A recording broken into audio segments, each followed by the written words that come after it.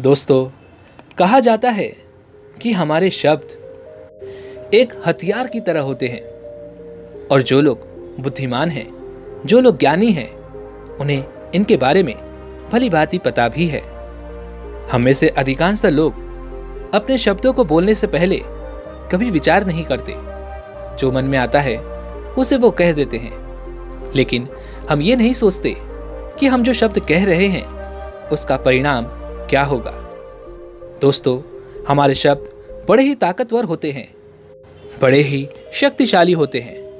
इन्हीं शब्दों की मदद से हम किसी की जान बचा भी सकते हैं और चाहे तो किसी की जान ले भी सकते हैं। अब आपके मन में यह सवाल उठ रहा होगा कि भला हम किसी की जान अपने शब्दों से कैसे ले सकते हैं। तो दोस्तों, आप लोगों ने अधिकांशतः अपने आसपास देखा ही होगा कि हमारे शब्द किस तरह से लोगों को प्रभावित करते हैं। जब हमारे झगड़े हो जाते हैं, किसी के माता पिता ने किसी को कुछ कह दिया, किसी के पत्नी ने अपने पति को कुछ कह दिया, या फिर किसी के पति ने अपनी पत्नी को कुछ कह दिया, और उसके बाद जो होता है उसका अंजाम आप सभी लोगों ने देखा होगा। यहाँ तक कि लोग आत्महत्या तक भी करने से पीछे नहीं हटते। और ठीक इसी प्रकार यदि आप चाहें तो आपके ये शब्द किसी को जीवन भी दे सकते हैं। जब कोई व्यक्ति उदास होता है, जीवन से परेशान होता है, उसे कोई रास्ता नजर नहीं आ रहा होता, तब आप चाहें तो आपके यही शब्द उसे एक नया रास्ता दिखा सकते हैं, उसके मन में एक नई आशा की किरण जगा सकते हैं। आपके यही शब्द उस व्यक्ति के मन में एक नया जोश भर सकते हैं। और यह सब केवल हमारे शब्दों के माध्यम से होता है। हमारे शब्द बहुत ही शक्तिशाली होते हैं, इसलिए अपने शब्दों को बहुत ही सोच और विचार कर कहना चाहिए। अब आप में से अधिकांशतः लोग ये सोच रहे होंगे कि हम तो अपने शब्दों के बारे में कभी सोचते ही नहीं कि हम क्या कह रहे हैं, और हम जो कुछ भी कह रहे हैं उसका अंजाम क्या होगा। लेकिन फिर भी हम न जाने क्यों अपने शब्दों का बेवजह इस्तेमाल किया करते हैं। तो दोस्तों, अब तक तो आप ये समझ चुके होंगे कि हमारे शब्द कितने ज्यादा शक्तिशाली होते हैं और इनका इस्तेमाल हमें सोच विचार कर करना चाहिए। और जब भी हम किसी से बात कर रहे हों तो हमें अपने शब्दों को बड़ी ही सावधानी पूर्वक इस्तेमाल करना चाहिए। लेकिन फिर भी हम में से अधिकांशतः लोग ज्यादा बोलने की बीमारी से परेशान रहते हैं। वे लोग कभी सोचते नहीं, कभी विचार नहीं करते, और फिर चाहे उन्हें मौका मिले या ना मिले, वो कभी भी कहीं भी अपने आप को शांत नहीं रख सकते। वे हमेशा कुछ न कुछ कहने के लिए तैयार ही रहते हैं। इसलिए आज की ये कहानी आपको यही बताने वाली है कि हमारे जीवन में कुछ ऐसी परिस्थितियां भी आती हैं जहां पर हमें शांत रहना चाहिए। हमें अपने आप पर नियंत्रण रखना चाहिए, क्योंकि ये परिस्थितियां हमें मुसीबत में भी डाल सकती हैं। और यदि आप इन परिस्थितियों में कुछ ना कहें तो ही आपके लिए उचित होगा। बहुत समय पहले की बात है, एक युवा लड़का जो अपने आप से बहुत परेशान था, वह अपनी परेशानी के बारे में जानता था।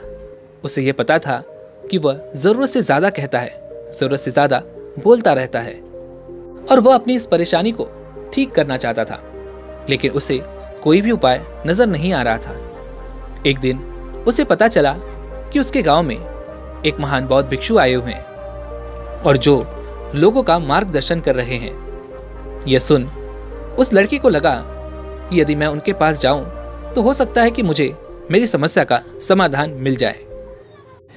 वह लड़का तुरंत ही उन बौद्ध भिक्षु के वहां पर चला जाता है, और जब वहां पर पहुंचता है तो वह उन बौद्ध भिक्षु को देखकर बड़ा ही आश्चर्यचकित रह जाता है, क्योंकि उनके चेहरे पर एक अजीब सा तेज प्रकाशित हो रहा था, जिसे देखकर वह युवा लड़का उनकी ओर आकर्षित होता चला गया। जैसे ही वह उनके करीब पहुंचा, वह युवा लड़का उन बौद्ध भिक्षु को प्रणाम करता है और उनसे कहता है, हे महाराज, मैं अपने आप से बहुत परेशान हूं। मेरा स्वास्थ्य अच्छा है, मेरा शरीर अच्छा है, मेरे पास धन की भी कोई कमी नहीं है, और ना ही मेरे अंदर कोई शारीरिक या फिर मानसिक तकलीफ है। लेकिन मेरी समस्या यह है कि मैं खुद से ही परेशान रहता हूं। मैं अपने मन से अत्यधिक परेशान रहता हूं। जब भी मैं अपने दोस्तों के बीच या फिर अपने सगे संबंधियों या फिर अपने परिवार के बीच कोई भी अपनी बात रखता हूं तो लोग मुझे गंभीरता से लेते ही नहीं। वे लोग कभी भी मेरी बात पर गौर नहीं करते। उन्हें लगता है कि जो कुछ भी मैंने उन्हें सलाह दी है वे सारी सलाह फिजूल की हैं, उनका कोई अर्थ नहीं। इसलिए वे मेरी सारी बातें या तो मजाक में उड़ा देते हैं या फिर उसे गंभीरता से कभी लेते ही नहीं। हे महाराज, मुझे आप ही बताइए, आखिर क्यों कोई भी मेरी बात को गंभीरता से नहीं लेता? आखिर क्यों लोग मेरी सलाह को मजाक में उड़ा देते हैं? आखिर क्यों मेरी बातों में कोई रुचि नहीं दिखाता? आखिर इसका कारण क्या है और इस दुख का उपाय क्या है? कृपा करके मुझे बताने का कष्ट करें। उन बौद्ध भिक्षु ने उस युवा लड़के की सारी बातें ध्यानपूर्वक सुनी और फिर उस युवा लड़के को जवाब देते हुए कहा, आज सुबह सुबह ही जब मैं ध्यान करके वापस अपनी कुटिया की ओर लौट रहा था तो मैंने कुछ कौवों को देखा जो अलग अलग पेड़ों की डालियों पर बैठे हुए थे। लेकिन ये कौवे कभी शांत नहीं रहते, ये हमेशा कांव कांव करते ही रहते थे। और तब मुझे एहसास हुआ कि ये कौवे कितना बोलते हैं। और जब मैं थोड़ी दूर आगे आया तो मुझे एक मोर की मधुर आवाज सुनाई पड़ी। और मोर की यह मधुर आवाज हमें हमेशा सुनने को नहीं मिलती। यह अधिकांशतः तब सुनने को मिलती है जब बारिश होने वाली होती है या फिर जब बारिश होने की आशंका होती है। इसका अर्थ यह हुआ कि मोर एक सही समय पर ही बोलता है। लेकिन रही बात उन कौवों की, तो वो हमेशा ही कांव कांव करते रहते हैं, जिस कारण उन्हें कोई पसंद नहीं करता और ना ही उनकी वह आवाज उतनी मधुर है। और यदि हम मोर की तरफ देखें तो मोर की आवाज बड़ी ही मधुर होती है। वह सही परिस्थिति में और सही समय पर बोलता है। उसी प्रकार हम मनुष्यों को भी अपनी वाणी पर ध्यान देना चाहिए। सही समय आने पर और सही परिस्थितियों में ही हमें कुछ कहना चाहिए। और जब हम सही समय और सही परिस्थितियों पर ही बोलेंगे तो हमारी वाणी लोगों के लिए एक मधुर संगीत का काम करेगी। और यदि हम हमेशा ही उन कौवों की तरह कांव कांव करते रहेंगे तो लोग हमें नजरअंदाज कर देंगे और ना ही हमारी आवाज उन्हें पसंद आएगी। इसलिए यदि तुम बेफजूल की बातें करते रहोगे तो तुम्हें कोई भी पसंद नहीं करने वाला और तुम्हारी बातों को कोई भी गंभीरता से भी कभी नहीं लेगा। वहीं पर दूसरी तरफ यदि तुम मोर की तरह सही समय सही परिस्थिति पर अपनी राय देते हो तो लोग तुम्हारी बातों को गंभीरता से भी लेंगे और तुम्हारी वाणी पर बड़ी ही ध्यानपूर्वक तुम्हारी सारी बातें सुनेंगे भी। तुमसे लोग हमेशा खुश रहेंगे, तुम्हारी बातों पर हमेशा अमल करेंगे। इसलिए अपने शब्दों को बहुत ही सोच समझकर और समझदारी से इस्तेमाल करना सीखो। अपनी बातों का इस्तेमाल बुद्धिमानी से करो। यदि तुम ऐसा नहीं करते तो इस समाज में तुम्हारे लिए कोई जगह नहीं है। ना ही तुम्हें कोई सम्मान देगा और ना ही कोई तुम्हारी इज्जत करेगा। उन बौद्ध भिक्षु की ये सारी बातें सुनकर वह युवा लड़का उनसे कहता है, हे महाराज, मैं एक साधारण सा व्यक्ति हूं। मैं इतना बुद्धिमान नहीं हूं कि अपने वचनों को, अपने शब्दों को नाप तोल कर कह सकूं। मेरा तो मन जब भी कहता है मैं कुछ न कुछ कहता ही रहता हूं। मैं अपने आप पर नियंत्रण नहीं रख पाता और ना ही मैं कभी ये सोचता हूं कि मैं क्या कह रहा हूं और इसका अंजाम मेरे लिए क्या होगा। मैं अपने बकबक करने की इस आदत से खुद ही बहुत परेशान हूं। लेकिन मैं चाहता हूं कि लोग मेरा सम्मान करें, मेरी इज्जत करें, लोग मेरी बातों को गंभीरता से लें और मेरी बातों पर अमल करें।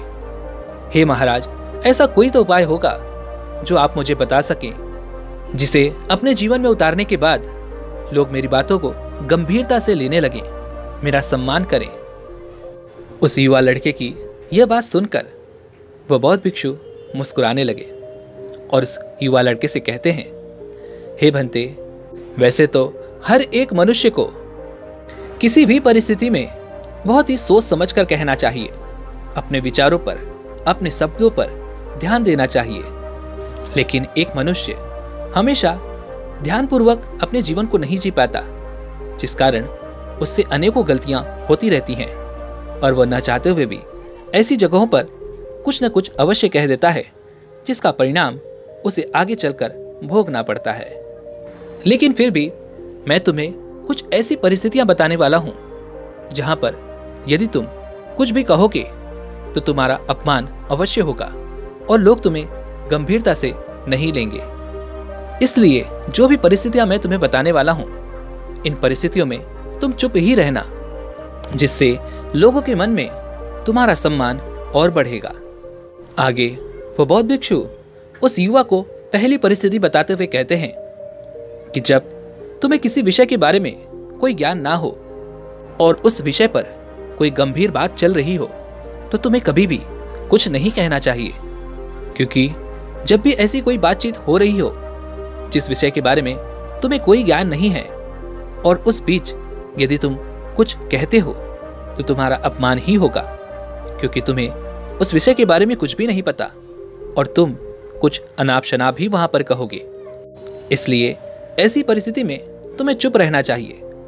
मैं जानता हूं कि तुम्हारी आदत है बोलने की, जिससे तुम उत्सुकता के साथ किसी भी विषय के बारे में बोलना चाहते हो, लेकिन तुम्हें अपने ऊपर नियंत्रण रखना होगा, अन्यथा तुम्हारा अपमान होने से कोई नहीं रोक सकता और लोग तुम्हें गंभीरता से भी कभी नहीं लेंगे। जैसे मान लो कि कोई व्यक्ति दूसरे व्यक्ति से औषधियों के बारे में कुछ चर्चा कर रहा है जो एक खास बीमारी के लिए बनाई गई है, लेकिन तुम्हें उस बीमारी के बारे में कुछ नहीं पता और ना ही तुम्हें उन औषधियों के बारे में पता है, और इस बीच तुम जाकर के उन्हें ऐसी औषधियां बताते हो जिसका बीमारी से दूर दूर तक कोई लेना देना नहीं है। ऐसे में तुम अपनी मान, अपनी प्रतिष्ठा खुद से ही गवा रहे हो, अपना अपमान खुद से ही करवा रहे हो। ऐसी परिस्थितियां जब भी तुम्हारे सामने आए तो तुम्हें शांत रहना चाहिए, शांत होकर उनकी बातों को सुनना चाहिए, क्योंकि सुनना भी एक महत्वपूर्ण कला है। और जब कोई व्यक्ति तुम्हें अपनी समस्याओं के बारे में बता रहा हो या फिर ऐसी परिस्थितियों में जब कोई चर्चा कर रहा हो और तुम्हें उस विषय के बारे में कोई ज्ञान ना हो, तो तुम्हें ध्यानपूर्वक उनकी बातें सुननी चाहिए, क्योंकि यदि तुमने उसे बीच में ही टोक दिया तो उस व्यक्ति से तुम्हारा जो संबंध है वो खराब हो जाएगा और वह तुम पर कभी भी भरोसा नहीं करेगा। लेकिन यदि तुम उसकी बातें ध्यानपूर्वक सुनते हो, उसे समझने की कोशिश करते हो, तो तुम्हारे और उसके बीच में एक ऐसा संबंध पैदा होगा और यह संबंध सच्चा भी होगा, क्योंकि उसे तुम पर पूरा विश्वास है, क्योंकि तुमने उसकी पूरी बातें ध्यानपूर्वक सुनी हैं, जिससे वह तुम्हारा एक अच्छा मित्र बन जाता है। इसलिए तुम्हें ऐसी परिस्थितियों में शांत रहना चाहिए, चुप रहना चाहिए, क्योंकि तुम बिना कुछ कहे भी एक अच्छा मित्र बना सकते हो। आगे वह बौद्ध भिक्षु उस युवा लड़के को अगली परिस्थिति बताते हुए कहते हैं कि यह ऐसी परिस्थिति है कि जहां तुमने यदि चुप रहना सीख लिया तो इसका अर्थ यह होगा कि तुमने अपने ऊपर विजय प्राप्त कर ली, और यह परिस्थिति है गुस्से में शांत रहना। हम मनुष्यों की तकलीफ ही यही होती है कि हम गुस्से में शांत नहीं रह सकते, लेकिन हम गुस्से में अपशब्द अवश्य कह देते हैं, जिसका पछतावा हमें बाद में होता है। लेकिन जिस तरह से धनुष से निकला हुआ बाण कभी वापस नहीं आ सकता, ठीक उसी प्रकार हमारे मुंह से निकला हुआ शब्द भी कभी लौट कर नहीं आता, और ना ही उन शब्दों को दूसरे व्यक्ति के मन से कभी भी मिटाया जा सकता है। इसलिए तुम्हें कोशिश करनी चाहिए कि जब कोई गुस्सा कर रहा हो तो तुम्हें शांत रहना चाहिए, या फिर जब तुम गुस्से में हो तब तुम्हें शांत रहना चाहिए, क्योंकि जब हम ऐसी परिस्थितियों में किसी से अपशब्द अपशब्द कह देते हैं तो वह जीवन भर हमारे साथ रहता है, हमारे पछतावे का कारण बनता है, मन ही मन हमें प्रताड़ित करता है, दुख देता है। गुस्सा बहुत ही बुरी चीज है और ऐसे समय पर हमारा अपने ऊपर कोई काबू नहीं रहता, हमारी इंद्रियां हमारे वश में नहीं रह जाती। और गुस्से को काबू में करना एक कला है, इसे तुम्हें सीखना होगा, क्योंकि गुस्सा भी हम पूरे ध्यानपूर्वक कर सकते हैं। और ध्यान में हमें यह ज्ञात रहता है कि हमें गुस्से में शांत रहना है, अपने ऊपर नियंत्रण रखना है, किसी से कोई अपशब्द नहीं कहने हैं, और हमें इस पर लगातार निरंतर अभ्यास करते रहना होता है।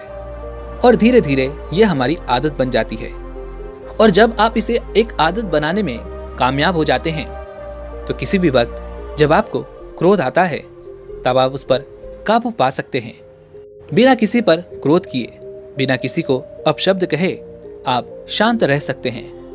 और यदि आपको यह आदत अपने अंदर निखारनी है तो जब भी आपको क्रोध आए तो आप कोई व्यायाम कर सकते हैं, कोई ऐसा काम कर सकते हैं जहां पर आपका पूरा ध्यान एकाग्र हो जाए, जैसे भागना, दौड़ना, उछल कूद करना, जिससे आपका पूरा शरीर थक जाए और आप शांत हो जाएं, आपका मन भी पूरी तरह से शांत हो जाए। आप अपने इस गुस्से की ऊर्जा को एक सही दिशा दे सकते हैं, और यही एक बुद्धिमान व्यक्ति करता है। क्योंकि आपने देखा होगा, जब भी कोई कामयाब व्यक्ति शुरुआती दिनों में मेहनत कर रहा होता है तो लोग उसे ताने देते हैं, उल्हाने देते हैं, कई तरह के अपशब्द कहते हैं, लेकिन वह उन पर ध्यान नहीं देता। वह अपने कामों में जुटा रहता है और वहां से आगे निकलने का रास्ता वह बना ही लेता है। एक बुद्धिमान व्यक्ति नकारात्मक ऊर्जा को सकारात्मक ऊर्जा में परिवर्तित करना अच्छी तरह से जानता है। आगे वह बौद्ध भिक्षु उस युवा लड़के को तीसरी जगह यानी कि तीसरी परिस्थिति बताते हुए कहते हैं कि अधिकांशतः हम लोग भोजन करते वक्त बहुत ज्यादा बात करते हैं, लेकिन उस समय हमें शांत रहना चाहिए। खाना हमेशा ही इंसान को चुप रहकर खाना चाहिए। महात्मा बुद्ध और उनके सभी भिक्षु भी अपने भोजन को चुप रहकर ही करते थे, शांत और प्रेम भाव से करते थे। वे लोग एक एक टुकड़े का पूरा स्वाद लेते थे, उसका आनंद उठाते थे। और जब आप इस तरह से भोजन करते हैं तो भोजन का हर एक निवाला आपके शरीर के हर एक अंग को ऊर्जा पहुंचाता है। लेकिन आजकल हम अधिकांशतः या तो भोजन बहुत जल्दी जल्दी में करते हैं, या फिर कुछ बोलते हुए या फिर कुछ सुनते हुए भोजन ग्रहण करते हैं, लेकिन हम कभी भी उस भोजन का पूरा स्वाद नहीं ले पाते। और जब हम इस प्रकार से भोजन करते हैं तो यह भोजन हमारे शरीर के हर एक अंग तक वह ऊर्जा नहीं पहुंचा पाता, क्योंकि वह भोजन आधा अधूरा ही रह गया है, जिस कारण हमारे शरीर में अनेकों बीमारियां उत्पन्न होने लगती हैं। जरा आप खुद ही सोचिए कि पहले के लोग कितना कम भोजन किया करते थे, लेकिन फिर भी उनका शरीर पूरी तरह से स्वस्थ रहता था, निरोगी रहता था, और वे लोग किसी भी कार्य को बड़ी ऊर्जा से करते थे। लेकिन आज के समय पर देखा जाए तो हमारे पास खाने के लिए बहुत कुछ है, लेकिन हम उस खाने को सही तरह से नहीं खाते। और अधिकांशतः लोग तो लगातार खाते ही रहते हैं, लेकिन फिर भी आपने देखा होगा कि उनके शरीर में वह ऊर्जा नहीं होती जो आज से पहले लोगों के शरीर में हुआ करती थी। और इसका सबसे बड़ा कारण यही है कि हम कभी भी भोजन परिपूर्ण होकर नहीं करते, हमारा भोजन अधूरा ही रह जाता है। इसलिए हमें भोजन मौन रहकर, शांत रहकर, चुप रहकर ही खाना चाहिए।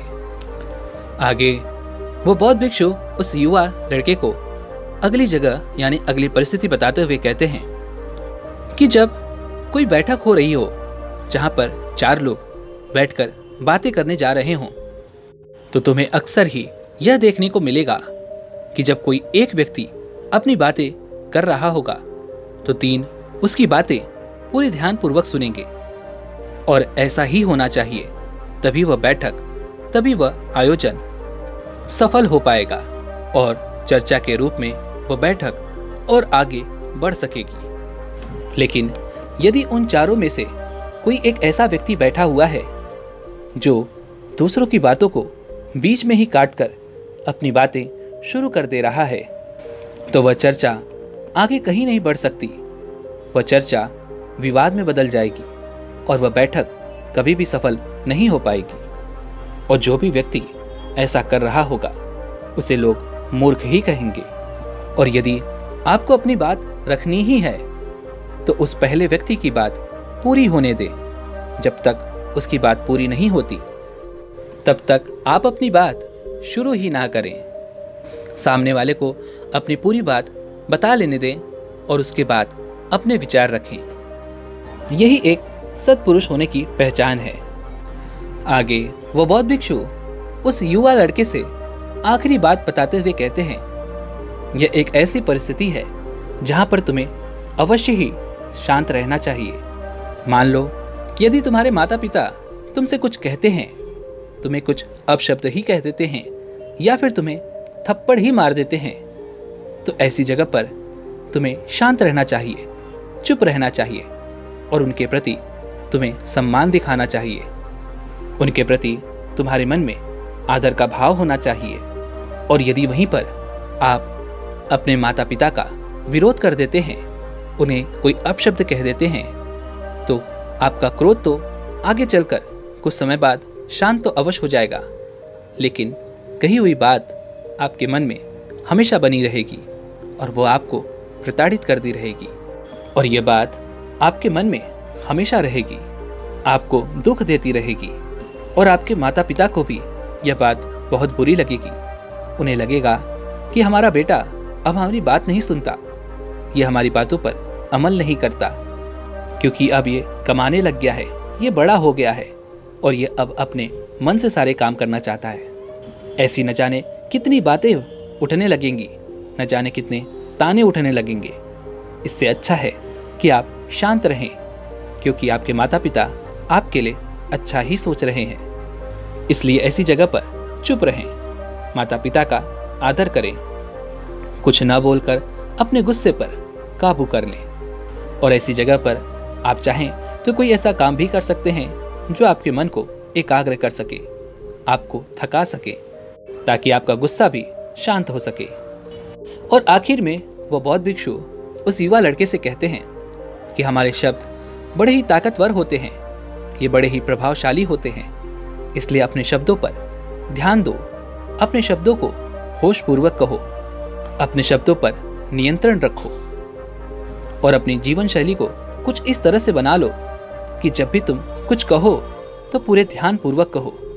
तुम्हारे शब्दों से किसी का अपमान नहीं होना चाहिए, तुम्हारे शब्दों से किसी को बुरा नहीं लगना चाहिए। अपने शब्दों को पूरे प्रेम के साथ बोलो, अपनी वाणी को ऐसा बना लो जो भी तुम्हारी वाणी सुने वो उसमें रम जाए। तुम्हारी वाणी दूसरों को ठंडक पहुंचानी चाहिए, दूसरे के मन को शांत कर देनी चाहिए। और यह तभी संभव है जब आप खुद अपने शब्दों पर ध्यान देंगे, अपने शब्दों पर नियंत्रण रखेंगे। इसके बाद वह युवा लड़का उन बौद्ध भिक्षु को प्रणाम करता है और अपने घर की ओर लौट जाता है। दोस्तों, उम्मीद है कि आपने आज की इस वीडियो से ज़रूर कुछ न कुछ सीखा होगा। तो आज की इस वीडियो को लाइक और अपने दोस्तों के साथ शेयर करना बिल्कुल मत भूलिएगा। और दोस्तों, हमें ऐसे ही सपोर्ट करने के लिए चैनल को सब्सक्राइब और घंटी बटन को ज़रूर से दबा दीजिएगा। चलिए मिलते हैं ऐसे एक और वीडियो में, तब तक के लिए अपना ख्याल रखें। धन्यवाद।